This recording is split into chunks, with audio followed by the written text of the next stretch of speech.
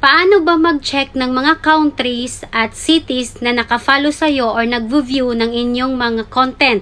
So, halika guys, pakita ko po sa inyo kung paano nyo po titingnan. Napakadali lang po para sa mga baguhan.